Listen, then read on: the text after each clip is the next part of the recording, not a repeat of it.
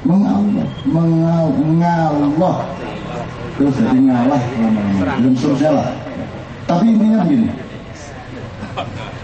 peradaban Lemurian sama Atlantis itu kalau dalam dunia pewayangan disebut Amarta dan Astina. Jadi Amarta itu di sini, jadi mukswanya Raja Amarta yaitu Puntadewa Putra Yudhistira itu di Gunung Semeru.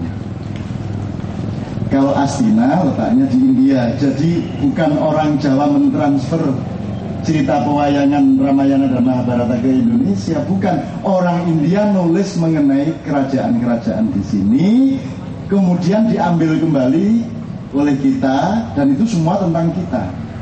Jadi nanti yang bisa menyelamatkan Indonesia adalah manusia yang punya watak Raja Amarta, yaitu Puntadewa tadi. Ya, terakhir sekali, puncak peradaban Lemurian ini sedemikian tingginya sehingga manusia menjadi sangat independen. Karena dia punya hubungan, dia bisa ngomong sama binatang, dia bisa punya hubungan komunikasi dengan berbagai macam makhluk Tuhan. Maka lahirlah kelak di Jawa yang kita kenal Jawa sekarang ilmu yang namanya Katuranggan, yaitu ilmu tentang watak manusia yang diidentifikasikan dengan watak binatang. Ilmu Katuranggan inilah ilmu utamanya Soeharto untuk bisa memerintah paling lama di Indonesia, di samping satu ilmu yang lain yang namanya Pranoto Mongso. Jadi kalau mau jadi presiden Indonesia harus menguasai Katuranggan dan Pranoto Mongso, gitu ya. Ini belok sedikit. Sedemikian tinggi peradabannya sehingga manusia sangat independen. Akhirnya yang menjadi korban adalah hubungan laki-laki perempuan. Sehingga kenapa kita berkeluarga? Karena kita butuh teman permanen, betul kan? Kita butuh teman permanen, butuh menangis, butuh mengeluh. Yang permanen, tidak dalam-dalam kita mengeluh. Maka kita butuh istri, kita butuh suami, kita butuh anak untuk menyandarkan jiwa kita, kan begitu. Nah, orang yang mandiri seperti manusia peradaban Lemurian ini, dia tidak membutuhkan itu, maka yang hancur adalah keluarga. Nah, keluarga hancur di kerajaan Lemurian. Orang main seks itu begitu independennya sehingga kapan saja ketemu cewek dia bisa main. Begitulah puncak peradaban Lemurian pada waktu itu. Sehingga ini yang membuat Tuhan marah. Maka Tuhan mencairkan es dari kutub utara, sehingga terjadilah banjir yang disebut banjir Nuh. Dan begitu. Jadi kita itu sudah hidup sebelum Nabi Nuh. Jari sopo cak, ya jariku. Tidak usah dipercaya, tapi pokoknya didolai api ini gawe ini. Pokoknya begitu itu. Ya bagaimana mau cari kepustakaan? Ya tidak ada. Kepustakaan bagaimana? Tapi itu yang membuat saya optimis kepada Republik Indonesia. Serusak-rusaknya orang Indonesia, ada satu nilai tertinggi yang Indonesia unggul dari semua bangsa dan negara yang lain, yaitu nilai keluarga.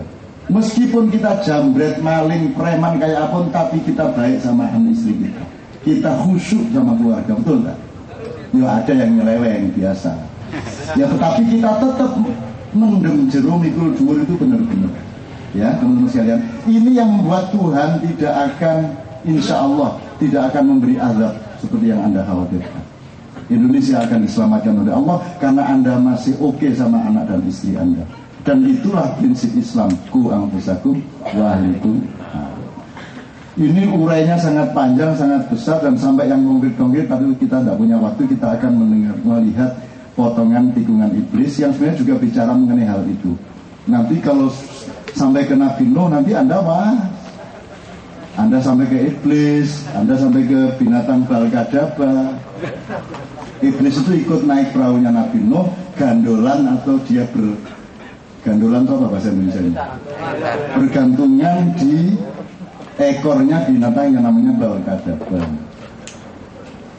Nah, kapan-kapan saya akan bikin drama yang judulnya Balkadaba, karena iblis ingin mengejek Nabi Nuh. Jadi setelah dia ketahuan, loh kamu di sini, kata Nuh, iya, masa tidak boleh ikut, saya kan juga ingin selamat. Ya, tapi ngapain kamu di sini?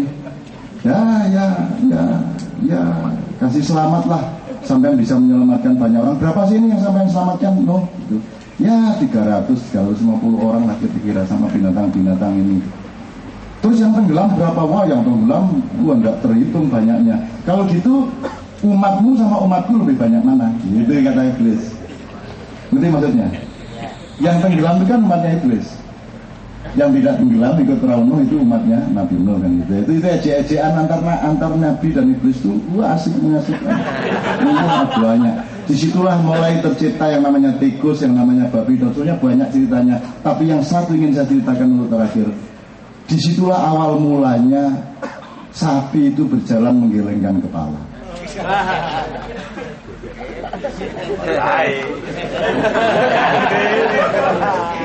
Karena perahu terbatas, maka populasi harus dihindarkan. Maka semua alat kelamin binatang-binatang disimpan di dalam gudang. Setelah banjir reda, mereka keluar dari kapal, baru mereka boleh mengambil alat kelaminnya. Tapi karena binatang tidak bisa diatur, akhirnya mereka royoan, yang larinya paling cepat dapat paling gede. Nah, itu namanya kuda. Terus kuda dapat yang paling gede, yang dia keluar duluan dari gudang. Sapi baru tuh kudu baru masuk, kudanya udah keluar dan dapat gede, sapinya lulu. Nah, itu sapi geleng-geleng. Yang terakhir ini karangan saya sendiri.